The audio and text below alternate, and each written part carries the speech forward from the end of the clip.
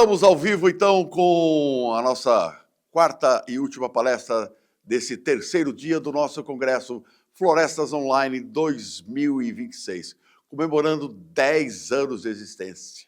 Estava agora batendo papo com o pessoal aqui da produção da 2K Produções, onde eu me encontro aqui na cidade de Belo Horizonte, e contando um pouco dessa história, como tudo começou. Eu tive a ideia de fazer o Florestas Online lá em 2015, e aí foi amadurecer em 2016, eu lancei o projeto. Mas na época eu não tinha essa facilidade toda que nós estamos tendo aqui agora, de pessoa entrar ao vivo, né? O palestrante entra, faz a palestra lá na sua casa, onde ele estiver. O que a gente fazia? Ele pegava o carro, com todos os equipamentos, a tela, a iluminação, o microfone, fundo em chroma key, que é aquele fundo verde, e a gente ia atrás de um por um, gravando um por um dos palestrantes. Eu lembro que no primeiro ano eu dei 7.600 quilômetros gravando 50 palestrantes. Depois do segundo ano eu gravei 5.200, porque eu já fui para as universidades, né? Já ia na universidade num lugar só, já gravava um monte de pessoas num lugar só. E aí foi aprimorando. A nosso evento tinha 50 palestrantes, depois a gente, ao sábado, caiu um pouco a audiência, passamos só para dia de segunda a sexta, e depois de 2019 a gente resolveu fazer só no período de manhã, que são 20 palestras no período de manhã que nós estamos realizando nesse ano de 2025. Então, esse ano temos 19 palestras, que um dos nossos palestrantes, segunda-feira, teve um compromisso em Brasília e ele não pôde participar. Então, são 19 palestras que você está assistindo ao vivo aqui com a gente, mas, se você quiser rever depois da palestra, perdeu alguma coisa, quer rever alguma coisa, é só entrar no YouTube, Florestas Online, está lá as palestras devidamente gravadas. Depois eu vou editar cada uma dessas palestras e vou divulgar elas individualmente. Então, contado um pouquinho dessa história, você que está nos assistindo aí, só está assistindo gratuitamente esse congresso porque nossos patrocinadores, parceiros, acreditam nesse projeto e estão aqui nos ajudando a levar informações de qualidade para vocês. Queria agradecer aqui a Komatsu Forest, a Máquina Solo, a Sotrec Florestal, obrigado a todos vocês que são parceiros. E também a novidade desse ano, que é o lançamento aqui da Eucalog, depois você vai ficar sabendo mais amanhã, a Dinagro, parceira de sempre, a Canopy, que faz com a gente a expedição Silvicultura, e a Eucatex Bioenergia também vai ser apresentada aqui no nosso congresso Florestas Online 2025. E aí, Guilherme, o nosso palestrante, professor José Otávio Brito, já está na linha? Coloca ele aqui do meu lado. Bom dia, professor! Como é que vai? Bom dia, Paulo. Oh, que prazer poder renovar o contato contigo. Estava com saudade. Depois que você saiu do IPF, você está numa vida mais tranquila. Que cidade você está falando hoje? Você está morando Eu estou aonde aqui no agora?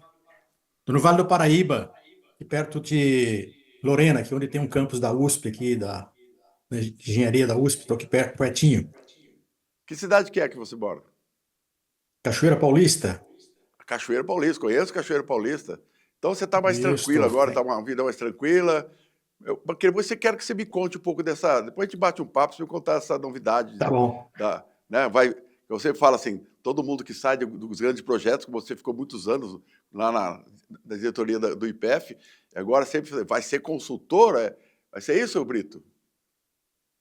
É o caminho normal de todos, né? O caminho normal, colocar a experiência e a bagagem à disposição desse incrível setor, que é nosso setor florestal e correlatos, e também uma oportunidade de manter contato com pessoas brilhantes e disponíveis e pessoas fantásticas e tão determinadas para contribuir com o setor florestal, como é o caso do Paulo Cardoso. Oh, gostei dessa. Ô, É, Brito, oi, pois não. eu gostei do elogio, pode continuar. Não, tranquilo, Paulo. É um prazer renovar esse contato contigo, tá? E estar aqui com o seu seleto público, podendo contribuir um pouquinho com essa ótima e excelente oportunidade que o Brasil tem, e, na verdade, vem cultivando há muito tempo, né? Desde o início da sua história, que é a questão do uso de biomassa, e em especial no caso de biomassa florestal, para fins energéticos. É um tema apaixonante, eu me dedico a esse tema há mais de 30 anos. Eu continuo como professor na Exalc, na USP, como professor sênior, né? A gente tem um período ainda que a gente fica como à disposição também. E o interessante é que você está dando essa oportunidade de trazer esse tema à Berlinda, uma discussão. Eu pude acompanhar as palestras de ontem, algumas de ontem, todas de hoje, manifestações importantíssimas e principalmente indicando a necessidade de a gente valorizar cada vez mais essa história de uso de biomassa, que não é só no Brasil, é no mundo inteiro, né? Não sei se todos conhecem, mas nós temos aí mais de 2,5 bilhões de pessoas que têm na biomassa a sua principal fonte de energia de diferentes formas, diretamente, indiretamente, né? Se permita já fazer uns comentários iniciais. Controle meu tempo, sabe, professor começa a querer dar mais que aula, né? Mas foi, o colega comentou aí que a participação da biomassa na matriz energética uma crítica que eu faço, mas é uma crítica modesta. Ele falou que 8% é lenha e 8%, por exemplo, são outros tipos de utilizações que são feitas, por exemplo, licor negro, né, ou alcatrão, né, no processo, licor negro da fábrica de celulose papel, ou alcatrão da produção de carvão vegetal, que está começando a surgir com forma importante também, como se o licor negro e como se o alcatrão não fosse biomassa. Eles são, sim, são biomassas derivadas. O licor negro, por exemplo, é puro lignina. Então, se você somar os 8% da lenha, os 8% do licor negro e do alcatrão, que o alcatrão é pequenininho, mas o licor negro são 16% de participação de biomassa. A gente tem que valorizar esse tipo de coisa também em termos das estatísticas. Eu já, inclusive, comentei já há um tempo atrás com a ANEEL no sentido de dar esse tipo de valorização que é importante. Se nós não fizermos essa valorização, não fizermos nossa manifestação, realmente quem vai nos superar vai ser aí na questão política, especialmente, vai ser o gás, o petróleo, a energia solar, a energia eólica, que tem seus papéis, mas nós precisamos valorizar um pouco mais o nosso contexto. E daí a questão do controle de qualidade de biomassa para a construção industrial. Esse é um aspecto importantíssimo, eu gostaria de aí abordar esse tema e trazer alguns highlights para vocês, Então vamos lá. trazer também... Vamos lá? Vamos lá. Então Vamos foi o seguinte, começar, então. diretor. Então o Brito sai daqui e abre aqui, desce a palestra do Brito aqui e o Brito ao meu lado. Professor Brito, o tempo é seu e a palestra é sua. Com você. Muito obrigado, Paulo. Muito bem. Bom dia a todos novamente. É um prazer estar aqui em contato com vocês. De forma resumida, eu vou falar um pouquinho sobre o foco, né? Mas é que o tema é biomassa. O que eu vou colocar aqui pode se estender para outras biomassas, mas eu gostaria de focar, como exemplo típico, aqui no caso, o cavaco de madeira, falar um pouquinho sobre combustão, falar um pouquinho sobre as características da madeira. Características da madeira, numa relação com o uso para energia, é muito ampla, tem N fatores, mas eu vou concentrar naqueles que são de maior pegada, vamos falar assim, tá? Que são aqueles que são mais expressivos, com os quais temos lidado mais objetivamente. Mas nós podemos falar, podia estender para sílica, para cloro, para enxofre, mas não é o caso, fica para outra oportunidade, tá? Então, vamos falar sobre combustão química, questão das cinzas, né? É cinza porque normalmente o resíduo da combustão tem uma cor parecida com a cor cinza, né? Na verdade são componentes minerais, mas vamos deixar a palavra cinzas entre aspas, poder calorífico, umidade, densidade, tamanho do material, situação atual e avanços do controle de qualidade de cavacos para energia e uma proposta nova, que é chamada IQBC, que é a proposta da adoção do índice de qualidade de biomassa e combustível e alguns aspectos estratégicos econômicos. Bom, o colega que me precedeu, ele falou sobre o leito borbulhante, que é uma oportunidade muito interessante de investimento para a produção de energia a partir de diferentes o multicombustível, né, multibiomassa, isso é interessante, mas tradicionalmente, até por uma questão de tecnologia, até investimentos e porte também de equipamentos, nós temos sempre as chamadas caldeiras para geração de vapor ou ar quente, né? E nesse processo nós temos controle de temperatura, de vazão de combustível, vazão de vapor, questão de pressões, a própria produção de vapor, questão de água, ar, combustível, emissões, etc. e tal. Eu vou focar no combustível, tá? Apesar de que tudo isso pode ser conjugado, né, num sistema, num contexto. Mas vamos focar no combustível, pensando um pouco esse aspecto. Falando em termos de combustível, no caso, mencionei que seriam os cavacos, é importante mencionar o seguinte, olha, nós temos, de forma genérica, tá? De forma genérica, no uso mágico, vamos falar assim, nós temos na cavaco de madeira, ou na biomassa como um todo, em torno de 50% de carbono, 44% de oxigênio, 6% de hidrogênio, tá? E o carbono e o hidrogênio é que geram a energia, né? Através das equações de combustão, né, que são as equações padrões que estão aí, do carbono com oxigênio e do hidrogênio com oxigênio. O oxigênio, ele entra como comburente, ele fornece o oxigênio que vai combinar com o carbono e combinar com o hidrogênio para a produção de CO2 e água em especial, e alguns outros componentes, menor quantidade, que liberam energia através de reações químicas, né, desses elementos químicos, tá? O oxigênio presente na madeira, ele é deficitário em relação à necessidade para as reações de combustão. Então, você precisa necessariamente fornecer oxigênio através do ar nas câmaras de combustão, é todo um processo de cálculo estequiométrico, etc. e tal, que eu não vou entrar no mérito. Mas para vocês terem ideia, a madeira tem só 56% de elemento combustível, comparado com o petróleo, por exemplo, que é muito maior. O petróleo, nós estamos falando aí de 85% de carbono e 13% de hidrogênio, né? Então, por isso é chamado de hidrocarboneto, né?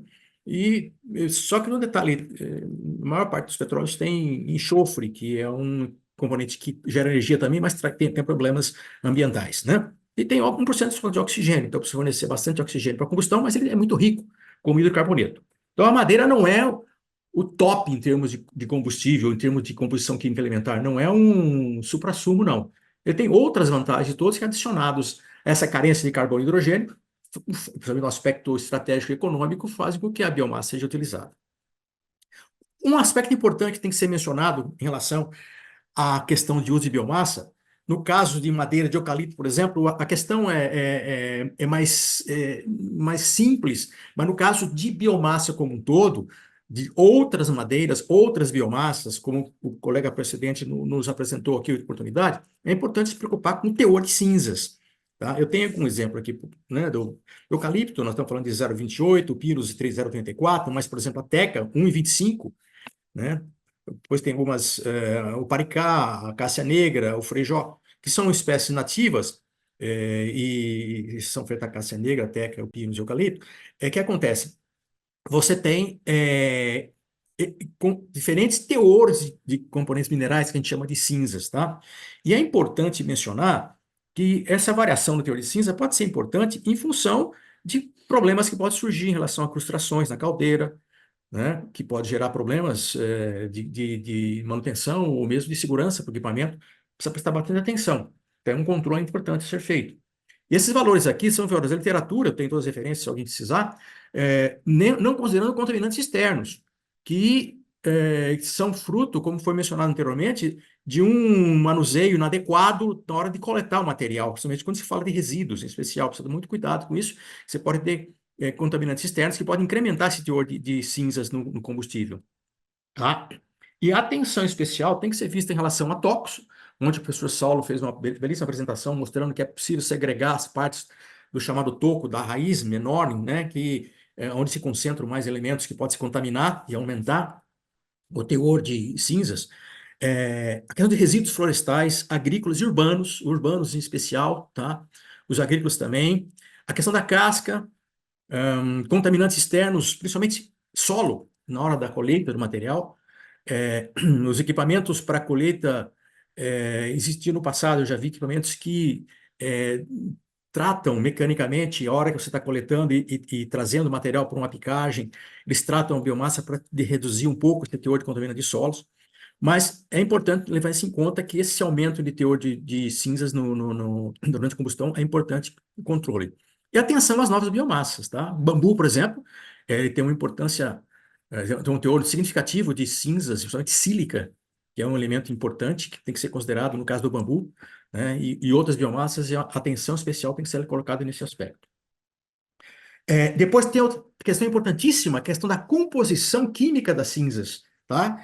Que podem trazer problemas de incrustações, problemas de corrosões nos equipamentos, né? O cloro é um elemento que é a bola da vez agora, dos últimos anos, em relação à questão, até influenciando na temperatura de fusão de cinza, se o teor for muito elevado, de cloro e cinzas, fusão na cinza, causando problemas seríssimos em termos de incrustações nas fornalhas, nas caldeiras.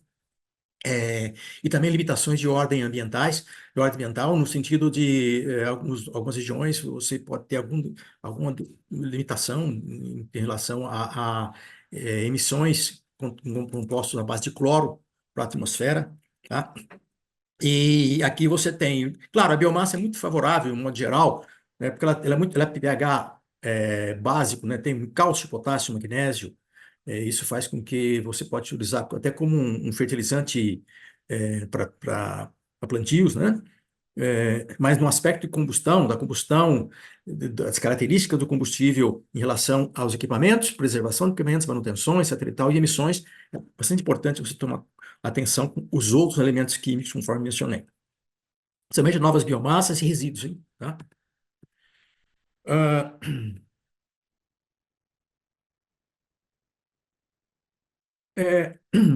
Então, atrapalhando um pouquinho a minha visão aqui. Deixa eu esperar um pouquinho aqui. Dá licença um pouquinho só. Tem uma faixa aqui. Bom, o poder calorífico. O poder calorífico é o calor que é o elemento básico do processo de combustão, né? Que você pretende. Epa, Paulo, está travando aqui, rapaz. Eu não sei até que ponto avançou aí, mas aqui, vamos lá. Nós temos, rapidamente, aqui tem muita gente que confunde aí, nós temos poder calórico superior e poder calórico inferior, tá? Qual a diferença de um entre o outro?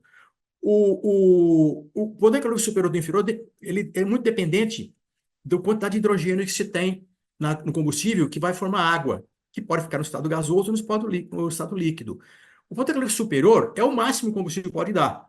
Então, você mede no calorímetro e você considera que a água formada, né, do hidrogênio com oxigênio, produzindo água, gerando energia, que essa água vai se condensar e a energia de vaporização seja capturada pelo equipamento. É o valor máximo, tá? Que é chamada água de condensação da água de constituição.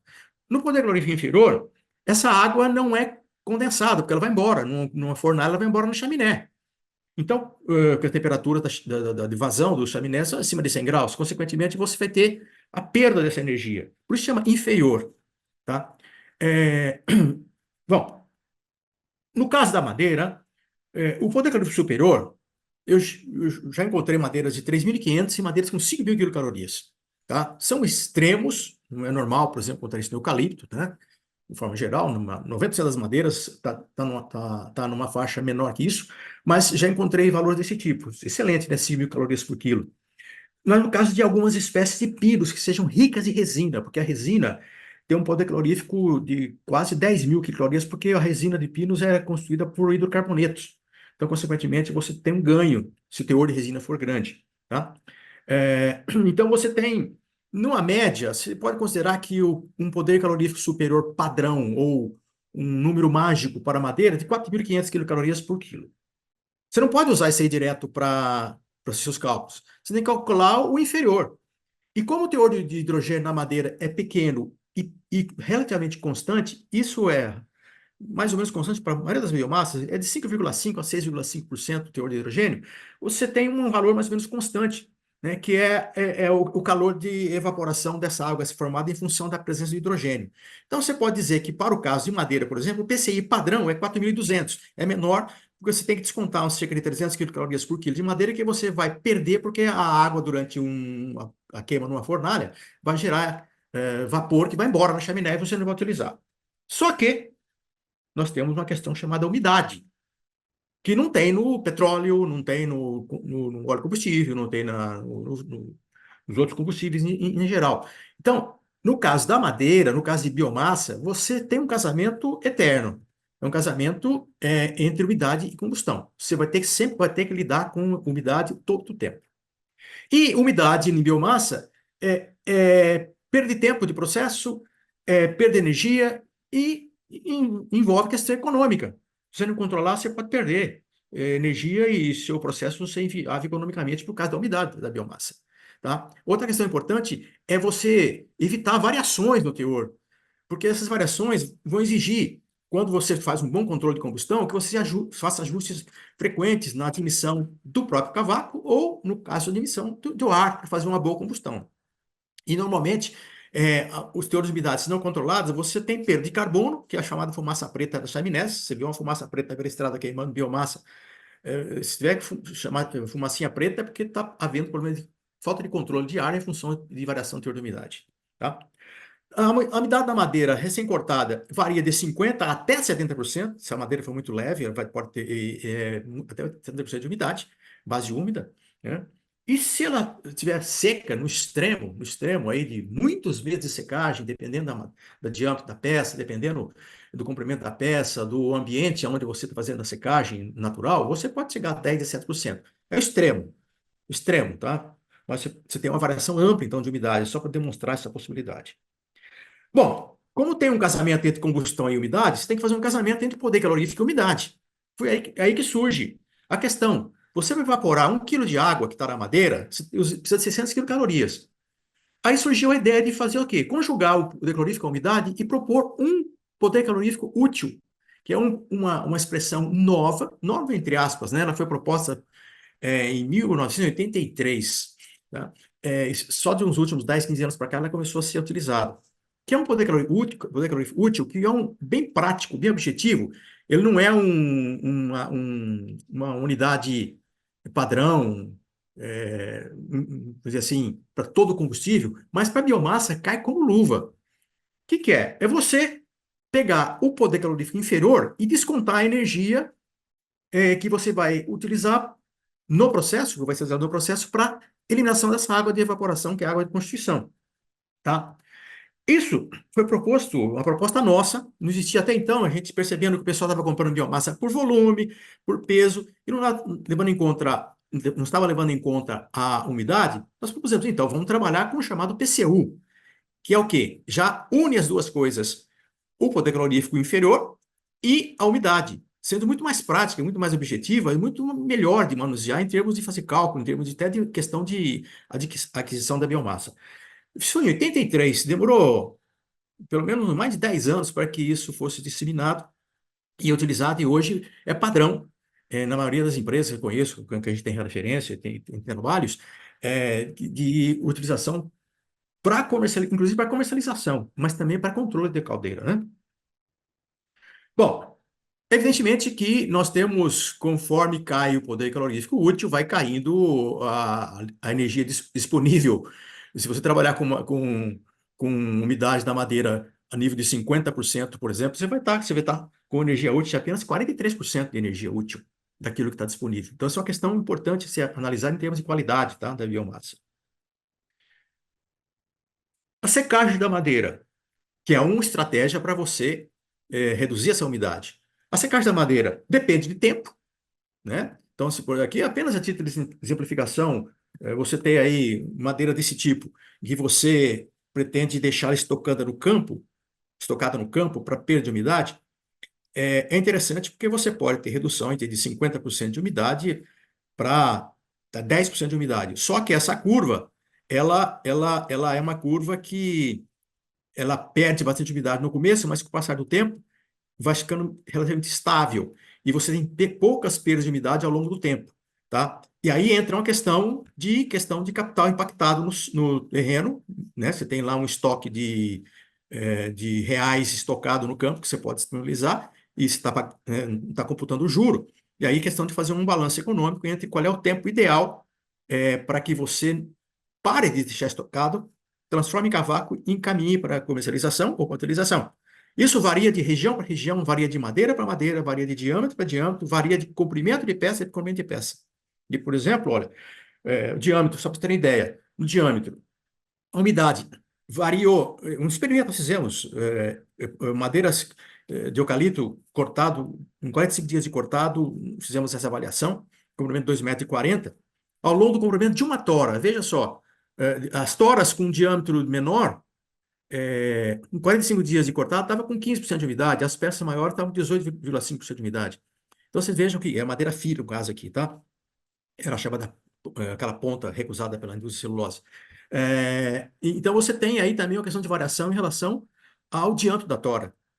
Então, madeiras e bitolas muito grandes, pode dar grande produtividade de madeira, etc e tal, boa densidade, mas você pode ter um balanço desproporcional em relação ao tempo que essa madeira fica estocada para você fazer a perda de umidade. Quem trabalha com celulose não está preocupado com isso, muito isso, não, porque você precisa de água no processo de produção de celulose, e a água que está na madeira contribui na hora de você fazer a digestão dos cavacos no digestor, tá? Então, é inversamente proporcional.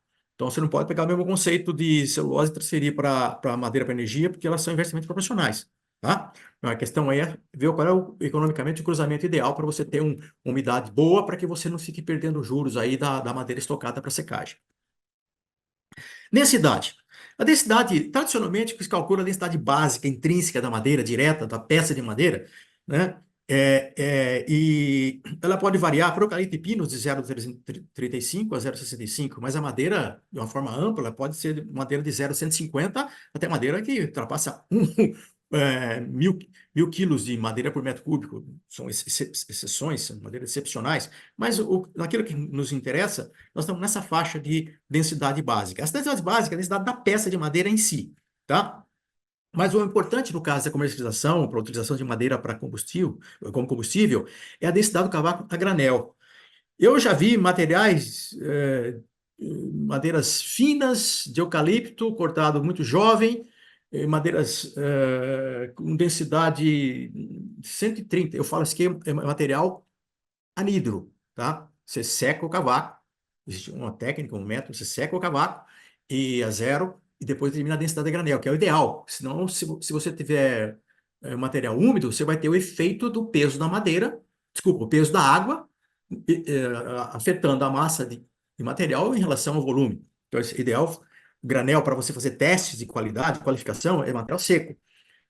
Material de 130 até uma de 300 toneladas por metro cúbico, tá? Olhando isso, a granulometria também influencia muito nesse valor, tá? Então, esse é um detalhe que você precisa prestar bastante atenção. E outra questão, a madeira sofre retração volumétrica, ela pode sofrer retração esse volume máximo pode chegar a 30%, 40% de retração quando você tem a secagem de madeira. Então, isso também é um aspecto importante em relação à densidade, em relação ao transporte de madeira. Todo mundo sabe disso, né? Quem trabalha com cavaco sabe disso, que é uma retração de volume no momento em que você perde umidade. O que é interessante em termos de perda de umidade, em termos de densidade do material, em relação à estocagem, transporte e assim por diante. Tamanho de material.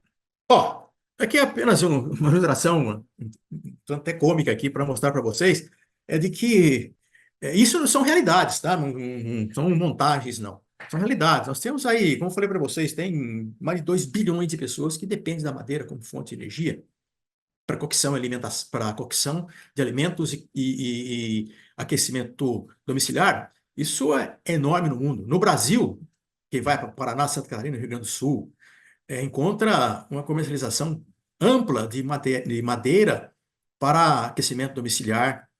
Você vai para o interior do Brasil, vai para o Nordeste, vai para o interior, na região Centro-Oeste, você encontra muito os chamados fogões a lenha, né? Que mereceria um estudo à parte, porque é um setor florestal, madeireiro, totalmente desprezado, pouco estudado, tem um impacto social fortíssimo. Pra vocês terem ideia, tem no Brasil, pelo menos, estudados nós fizemos de alguns anos atrás, mais de uma década atrás, existiam pelo menos de 20 a 25 milhões de pessoas no Brasil que dependem da madeira como fonte de energia para cocção e aquecimento.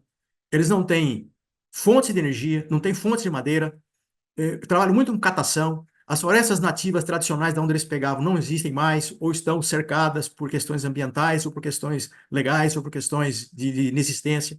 As plantações florestais, eles não têm acesso, porque elas são cercadas, né?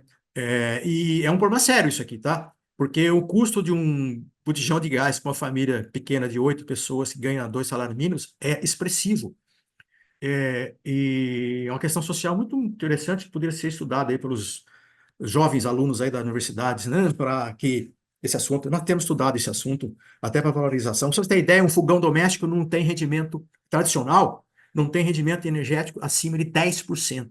Então, veja só o quanto está se queimando madeira para energia doméstica com baixíssima eficiência, que é um trabalho fantástico que poderia ser feito no Brasil para a valorização da biomassa.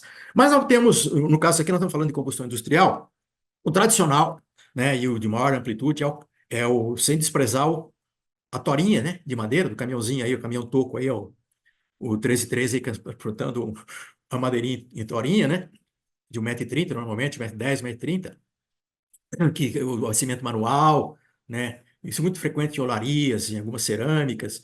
Mas o grosso mesmo, em escala industrial de impacto, é na forma de cavaco, né? O tamanho do material tem uma implicação direta, porque é um detalhe, de 75% a 85% da madeira, ela tem que ser evaporada no processo de combustão para ter contato com o oxigênio para combustão. Então, menos de 30% da madeira queima no estado fixo, ou seja, queima em cima da grelha, né? Que você joga o ar por baixo da grelha para queimar aquele carvão, entre aspas. A maior parte da madeira, quando cai numa fornalha, ela se evapora a nível de no mínimo 70%. Então, o que acontece?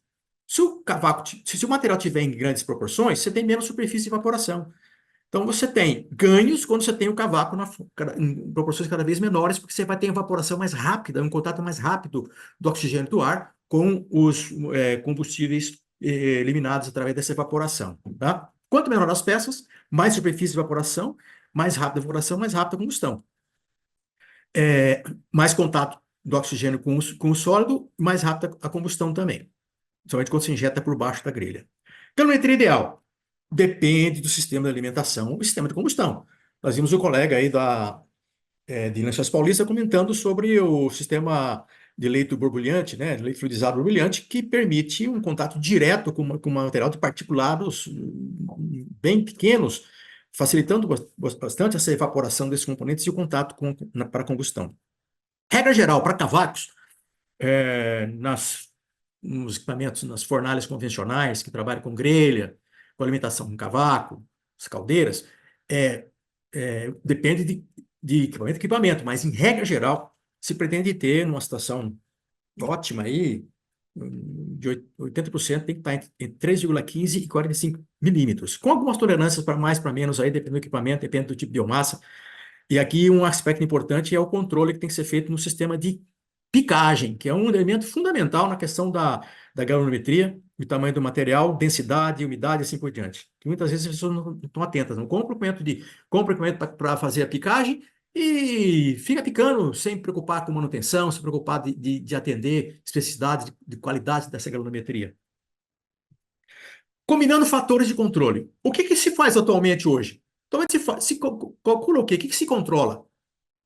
Volume de carga. É muito usual ainda se encontrar no Brasil locais onde se faz aquisição de madeira ou faz o controle de combustão de madeira usando o volume de madeira, que é a pior de todos. Peso da carga. Melhora, mas não é suficiente. Porque tem problema de granulometria, problema de contaminantes externos, problema de densidade, né, problema de umidade. Poder calórico útil. Já é um ganho trabalhar com poder calórico útil. E já se propagou bem, se usa. Densidade. Normalmente se calcula a densidade baseada no que tem no caminhão, mas há um detalhe, porque você tem um problema ali relacionado com a granulometria do material e a umidade que tem nesse caminhão. Se você não conhecer essa densidade sua, pode ser uma densidade falsa. E um aspecto importantíssimo é a variação que existe entre cargas, por questões de origem do material, tá? Eu vou contar para vocês que eu conheço locais em que empresas, que a gente faz trabalho nas empresas, em que o pessoal recebe um filé mignon durante o dia e à noite, quando cai o controle, você tem menos gente fiscalizando, etc e tal, vem madeiras totalmente diferentes do que vem de dia. E aí, uma densidade é uma delas, e umidade é outra que tem impactos significativos. Teor de cinzas. Já existe uma preocupação, alguns nichos, com a questão do teor de cinzas voltada à questão de incrustações dentro das caldeiras, principalmente quando trabalha com outro tipo de biomassas, outro tipo de madeira. Tendências. Volume de carga. Continuar por uma questão de estar pronto lá para medir o volume, continua medindo, mas a tendência é redução, de fazer o controle, o volume. Peso da carga, interessante, por questão de tara de caminhão, etc e tal, né? Balança, enfim, interessante manter. Poder calorífico, útil, minimamente, vai se manter.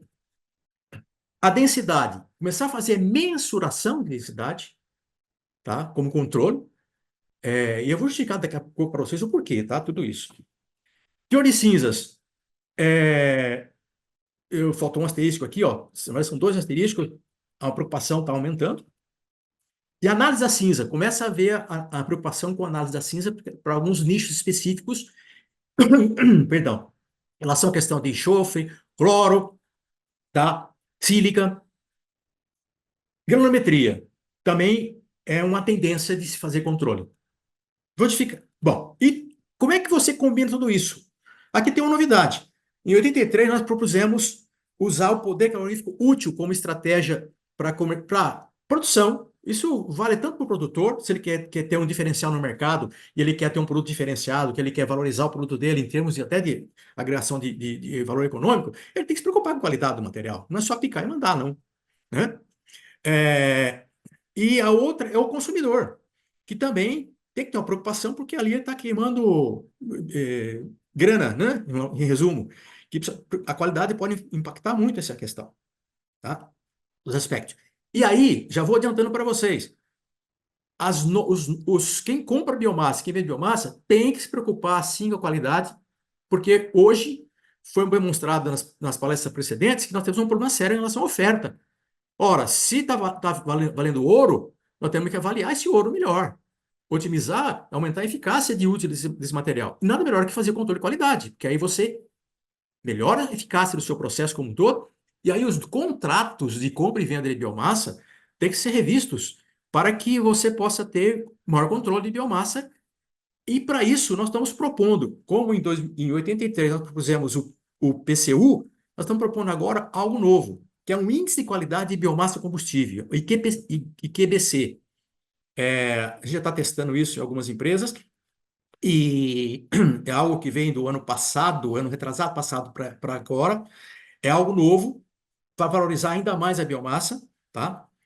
Que é você colocar, não dá para colocar todos, você pode variar aqui, inclusive, quais são os fatores, mas poder calorífico útil, cinzas, densidade de granel e granulometria tem que começar a fazer parte agora das avaliações.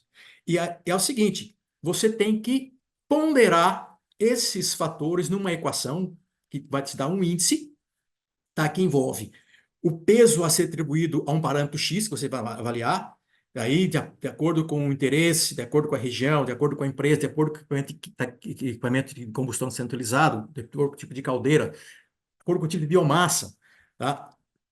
Você pode dar pesos diferenciados para cada um desses fatores, tá?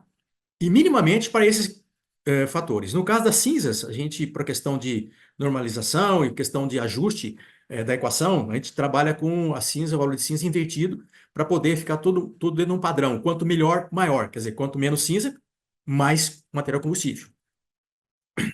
E aqui a gente está definindo padrões, esse é um padrão genérico, tá?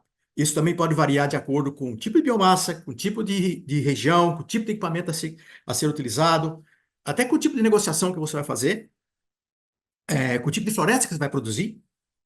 Se você vai usar toco, não vai usar toco. Se você vai usar casca, não vai usar casca. Se você vai usar galho, não vai usar galho. Se você vai enfardar, se você não vai enfardar. Enfim. Mas aqui é um padrão. Poder calorífico útil, um valor ótimo. Isso são experiências, né, de anos que eu tenho em relação a trabalhar com esses números. São números, não são fictícios, mas são apenas genéricos de observação.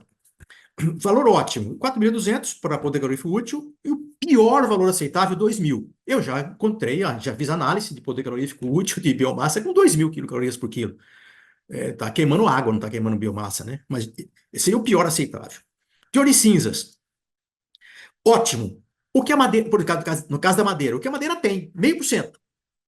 Madeira de eucalipto é máximo 0,5% naturalmente. Mas você pode ter contaminação. Essa condenação pode chegar a um pior aceitável, pode chegar a 5%. Então, a cinza, ao contrário, vai dar 99,5% valor ótimo, ou o pior valor aceitável, 95% de material combustível, quer dizer, tem 5% de cinza. É o pior aceitável. Pode trazer problemas se não for bem gestado isso aí. Eu sei de experiências de mistura, por exemplo, de cavaco de eucalipto com outras biomassas para poder contornar o problema da cinza, da sílica. O bambu é um caso específico, inclusive, que é minimamente razoável pensar nisso. Minimamente razoável pensar nessa questão. Densidade a granel. Eu já vi materiais de 0,300 e materiais de 150 quilos por tonelada de biomassa. Granometria. Valor ótimo.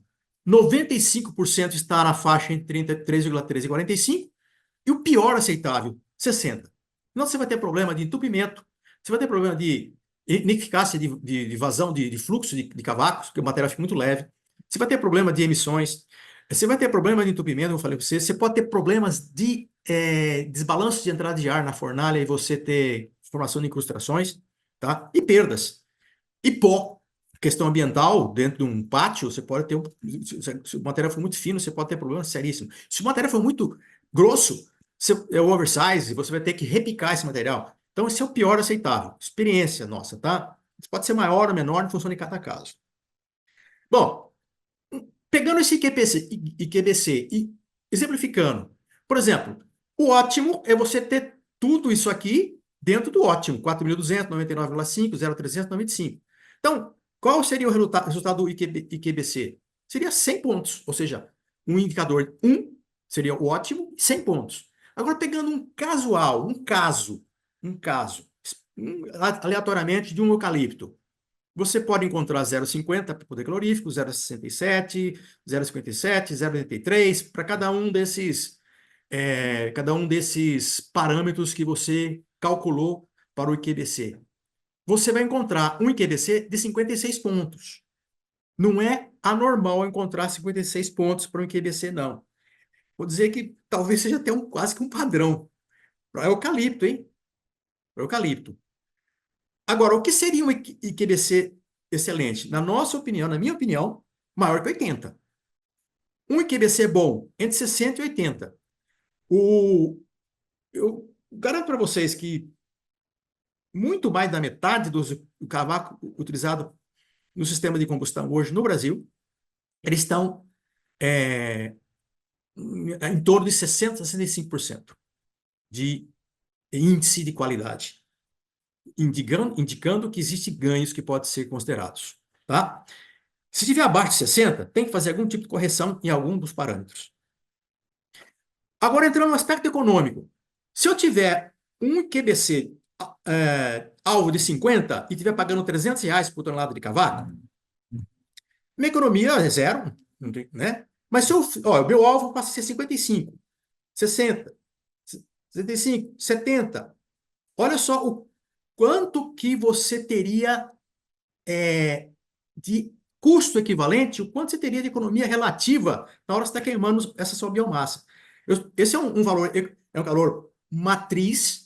Em torno disso aqui você pode adicionar uma série de outros elementos de análise, mas na matriz, no aspecto energético, puramente energético, quando você tem os IQCBs baixos, ou ao contrário, você tem alvos melhores de IQCB, você vai ter economia de custo. Tá? Esse é um detalhe que precisa ser incorporado na questão da valorização da biomassa para energia.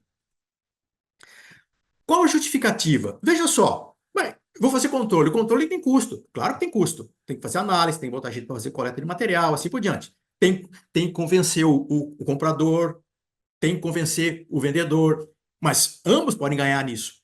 Por exemplo, pegando aqui um exemplo típico aí, ó, uma unidade que tenha um abastecimento de 30 caminhões de tritoneladas cada um por dia de biomassa e está pagando R$300 por tonelada. O número aqui não é fictício, não, mas é um número. Tem se observado esse valor aí nos locais. E você tem o QBC visado de 60, que é um valor que hoje é normal de se encontrar. Agora, se por acaso 10% dessa sua biomassa estiver não conforme, ou seja, tiver com IQBC de 50, só 10%, tá? Você pode aplicar um desconto de R$37.500. Você teria, teoricamente, direito. Olha, eu não estou comprando, eu estou comprando abaixo de um nível de um índice. Tá? Tem algum problema na sua biomassa e, matematicamente, você pode oferecer, fazendo uma correlação matemática, você pode estabelecer um desconto de 16% naquilo que você vai pagar. Isso significa que você estaria fazendo uma economia de R$ 37.500. Se você fizer o controle de qualidade, fazendo uma boa amostragem no caminhão, fazendo uma amostra composta no caminhão, e fizer isso em 30 caminhões por dia, você vai ter o custo para fazer a avaliação, não vai custar, vai custar em torno de 18 a 20 mil reais para você fazer a coleta e a avaliação desse material. Esse é um custo, que é um custo que eu pratico, por exemplo, tá? E você tem olha só o que você tem de diferença. Você faz o controle, você tem 18 mil reais de custo, mas você está tendo um ganho, entre aspas, de 37.500 reais, pelo fato de você não estar queimando combustível que não está com índice de qualidade adequado em apenas 10% da sua carga. 10% é um valor baixo, porque esses índices podem chegar a 20, 25%, tá? Se não fizer um bom controle do processo como um todo. Além disso, além do aspecto econômico, quando você tem um IQBC alto e estável, você tem redução do volume de biomassa para ser manuseada, porque você vai consumir menos uma biomassa. Você tem redução da área de armazenamento. Você tem menor movimentação de máquinas e mão de obra. Você tem maior estabilidade e homogeneidade da combustão. Você tem maior eficiência de processo. Você tem redução nas emissões da geração de resíduos. Redução na manutenção de equipamentos e menor carga administrativa. Menos caminhão chegando na empresa, ou menos discussão com o fornecedor, é menos gente preocupada com a biomassa, no sentido de operações, em especial. A preocupação de gente com biomassa tem que ter, aumentar cada vez mais. Esse é um aspecto que eu vou concluir na sequência. Conclusão. O uso de biomassa como fonte de energia é definitivo e irreversível. Não tem conversa. Isso aí está provado. Vimos exemplos anteriores aqui, ó, desde ontem, exemplos aí de casos concretos no Brasil, no exterior. É altamente vantajoso, tem limite para isso. Nós não vamos conseguir suprir a nossa demanda energética mundial com biomassa, é uma ilusão. Né? O petróleo, o gás natural, o carvão mineral e, quiçá, não muito distante, a fusão nuclear, que é o sol nas nossas mãos, é que vai liderar o processo, mas durante muito tempo o petróleo, o gás natural, o carvão mineral vão ser ainda as vedetes. A biomassa ocupa nichos, tá? Nichos interessantíssimos.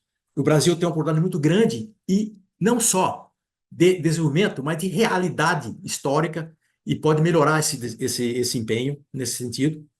E é irreversível e definitiva, mas são nichos. Tá? Os cavacos de madeira e de resíduos de biomassa são partes fundamentais desse nicho de biomassa. O desafio, foi apontado muito bem hoje para os colegas anteriores aqui, é a questão da oferta e da demanda. Como tem uma questão de oferta, uma carência de oferta e uma previsão de aumento de demanda, tá? Tem que se apelar para outras biomassas, claro. Aí o IQBC torna-se ainda mais importante, porque as outras biomassas podem trazer mais desafios. Eu conheço a maioria delas, eu sei quais são os desafios, são muito maiores do que de madeira de eucalipto, não tenho dúvida alguma disso, tá? Mas o que você tem, como está tornando joia preciosa, você tem que aumentar a eficiência, né? Está disponível. Então, você tem que preocupar, sim, com a qualidade. Tá? Portanto, tem que haver, como um colega lá no começo mencionou, nós temos que dar uma nova conceituação da biomassa para a energia. Não olhar só como algo a ser tratado, com todo respeito, como suprimento apenas. Não. Elemento fundamental. Tanto é fundamental que tem empresa da área de etanol de segunda geração que não está conseguindo montar seu empreendimento por falta de biomassa. Tá? Então, não é só uma questão de preço, não é só uma questão de, passa lá para o departamento de suprimento para comprar biomassa no mercado. É um erro estratégico gravíssimo, particularmente porque não vai ter mais disponibilidade. Você tem que valorizar aquilo que você tem. Tá? Então, controle de qualidade é peça-chave, é estratégico por questão de processos e é econômico. E aí fica a proposta. Se alguém tiver interessado, nós estamos à disposição, já estamos trabalhando com isso com algumas empresas. Da mesma forma que o PCU, gostaríamos de disseminar esse IQBC dentro do setor de biomassa, não só para madeira, para outras biomassas, talvez até mais importância, e fico à disposição. Tá? Aqui estão os meus contatos, um pequeno histórico das referências aí, eu fico à disposição. para qualquer demanda. E estou à disposição também para perguntas, Paulo. Agradeço vivamente mais essa oportunidade e poder contactá-lo, que é sempre um enorme prazer, essa sua vibração aí diante do setor florestal. Fizemos questão de oferecer para você um, um mimo durante o Congresso Florestal, Congresso Florestas Plantadas do IPF, na semana passada, como reconhecimento do seu Sim. trabalho, mas o setor deve muito a você, tá? Você merece mais que isso, tá?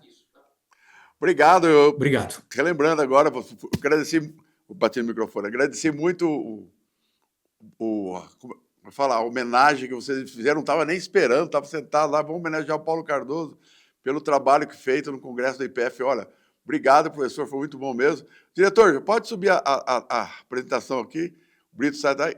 Já me coloca o Brito aqui do meu lado, para a gente poder Deixa eu ver, conversar um pouco deixa eu te ver mais. agora aqui.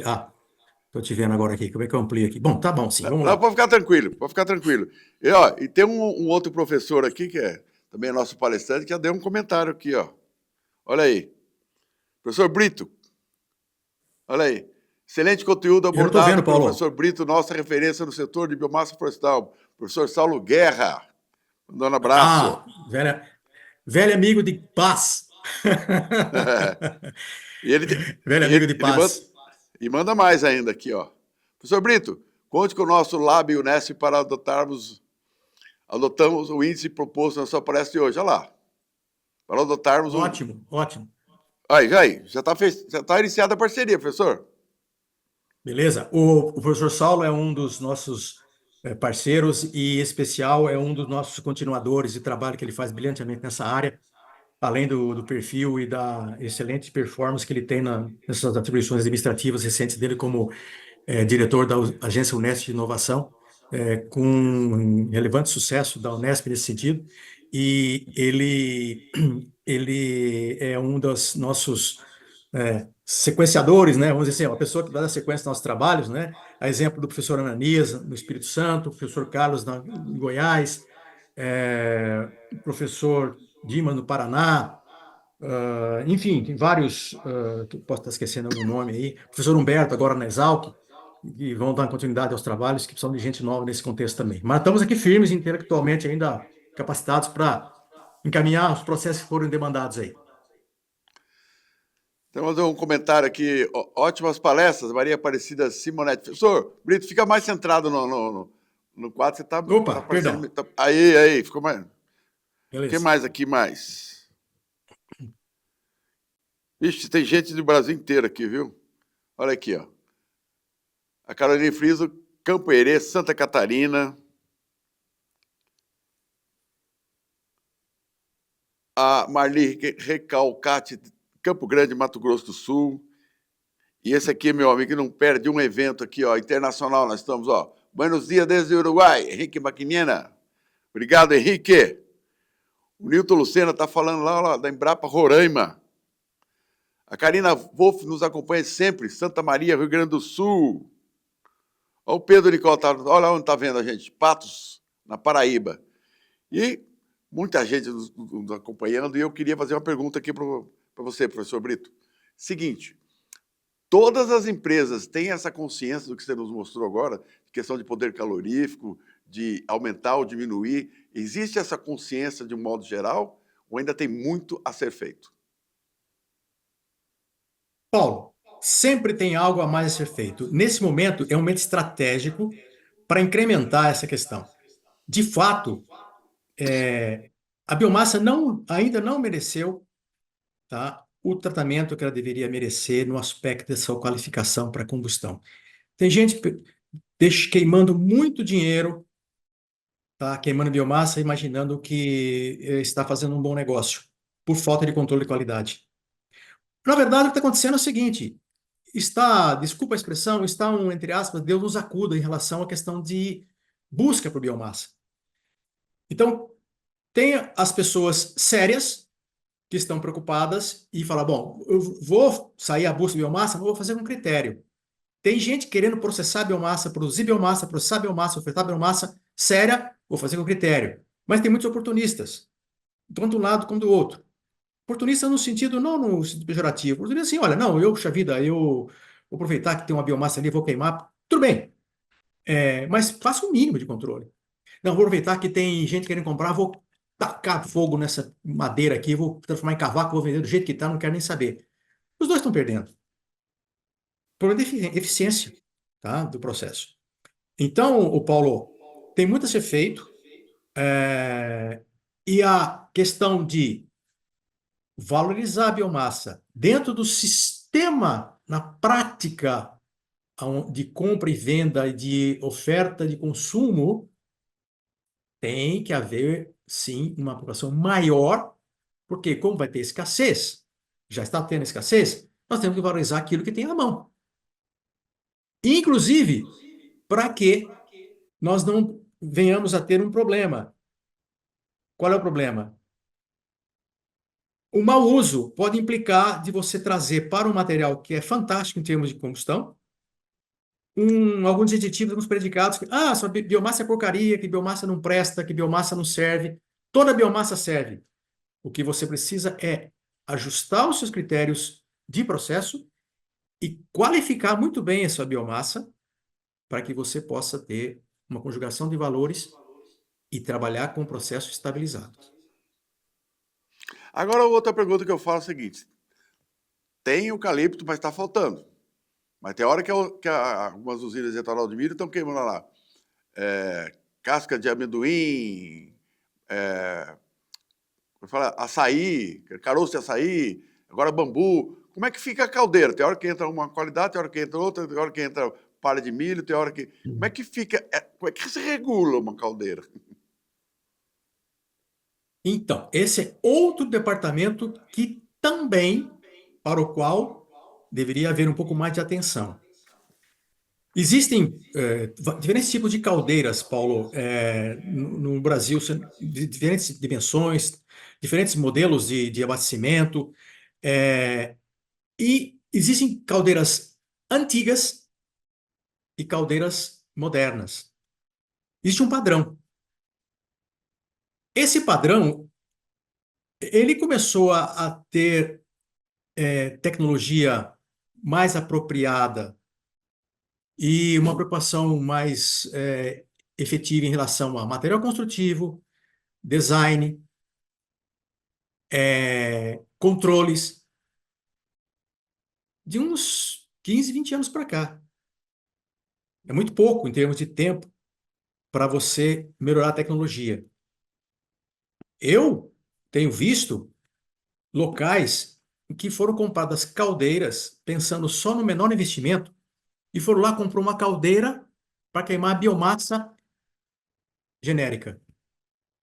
E hoje, o proprietário da caldeira, a empresa, se arrependeu de ter comprado a caldeira, fez um belo investimento e ao invés de comprar uma caldeira padrão com grelha, deveria ter comprado uma caldeira, um sistema de leite fluidizado, pelo tipo de biomassa disponível, que era material de baixa granulometria. Então, veja bem, esse é um outro aspecto que precisaria ser muito bem valorizado. Se faz muita coisa em relação à combustão de carvão mineral, por exemplo.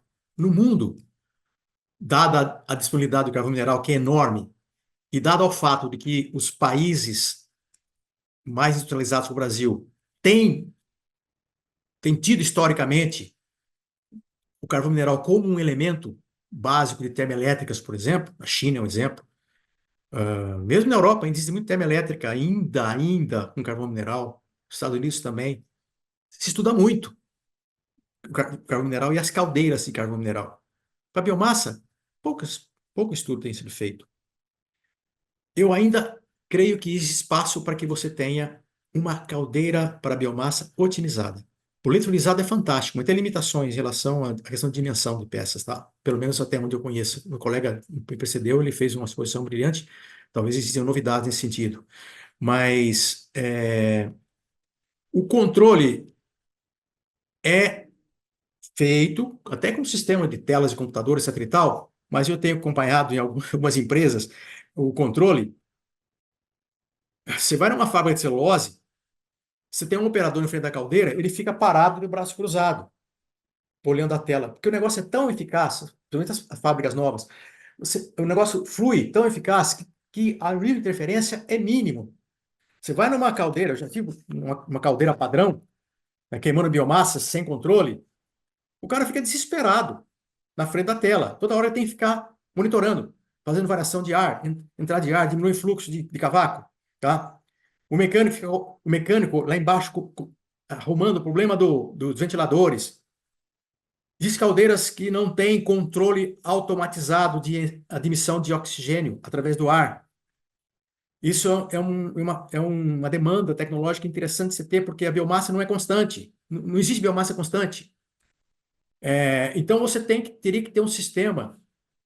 E algumas caldeiras modernas que eu conheço, inclusive, elas têm o controle de emissão de ar fixo. Não tem controle de admissão de ar. Que deveria ser um sistema automatizado. Caldeira, ar, biomassa qualificada. Lá no pátio, a hora que você vai, olha, a partir de amanhã você vai ter uma carga de biomassa que vai ter esse IQBC. Esse IQBC vai entrar uma carga amanhã que vai ter 5 dias de consumo. O operador de caldeira deveria ter um sistema que ele poderia programar minimamente na mão, se fosse o caso, né, manualmente, ou o sistema já pudesse automatizar automaticamente a partir de elementos desses fatores, esses IQBCs que você vai colocando no sistema de controle, automaticamente o sistema de ar fosse regulado. Você teria um ganho de eficácia nas caldeiras? Fantástico. Tá? Tudo isso Bom, são coisas que podem ser desenvolvidas. eu estou acompanhando aqui, nós temos mais uma pergunta, eu ia falar sobre a questão da mudança do metrinho para o cavaco durante esse tempo todo e tal, mas já estamos adiantados da hora, está na hora do almoço, o pessoal já está falando, ai, meu estômago está roncando. Então, vou lá, professor, Tá as certo, suas Paulo. considerações finais, por favor. Bom, Paulo, mais uma vez agradeço a oportunidade, agradeço aos colegas que estão aqui assistindo, colegas professores, etc. e tal. Veja bem, eu trouxe aqui faz mais uma oportunidade que o setor de biomassa tem, diante dessa questão da carência de biomassa, e não só pela carência, eu acho que é uma questão de bom senso, né? Você tentar otimizar a biomassa. E a otimização passa necessariamente pelo controle de qualidade, tá? E tem uma proposta, nós estamos testando isso já, isso tem que ser testado em escala industrial, tá? Isso, vender um pouquinho o nosso peixe aqui, isso faz parte do trabalho que nós estamos fazendo agora de consultoria junto às empresas. E eu me coloco à disposição, se alguém quiser desenvolver isso um pouco mais, nós podemos oferecer um trabalho de consultoria nesse sentido, para que eu não tenho dúvida que vai aumentar a eficácia de combustão e vai trazer algum valor econômico interessante para quem se habituar e a se habilitar para fazer esse controle de qualidade de forma um pouco mais incisiva. Tá bom? Principalmente essa diversidade de materiais que parece que vão começar a aparecer agora, inclusive pelo brilhante trabalho que foi apresentado aí como é que chama? Bioplant, né? Madeplant. Madplant. Aí, necessariamente, um controle de qualidade ali tem que ser feito de forma categórica em cima. Então, muito Tá bom? obrigado, professor Brito, mais uma vez, pela sua belíssima palestra, sempre presente. O professor Brito está com a gente já há muitos anos, participando do Florestas Online durante esses 16 anos. Muito obrigado, tenha um bom dia, tenha um bom almoço, boa tarde. Brito, obrigado mais uma vez. Um abraço, E vamos Paulo. lá, encerrando aqui, então, o nosso congresso, o terceiro dia do Congresso Florestas Online, agradecendo aos nossos patrocinadores, agradecendo a presença de cada um de vocês. Lembrando que amanhã, 8 horas da manhã, começamos novamente com mais 4 palestras inéditas, sexta-feira mais 4. E eu quero terminar o programa de hoje fazendo um convite especial para você, para estar presente, para falar um pouco mais sobre biomassa, compostagem e floresta no Bioconforest, nosso congresso Bioconforest 2026. E vamos encerrar diferente hoje. Diretor Guilherme, roda o convite para que todos estejam em 2026 no Bioconforest. Roda, Guilherme. Tchau, até amanhã.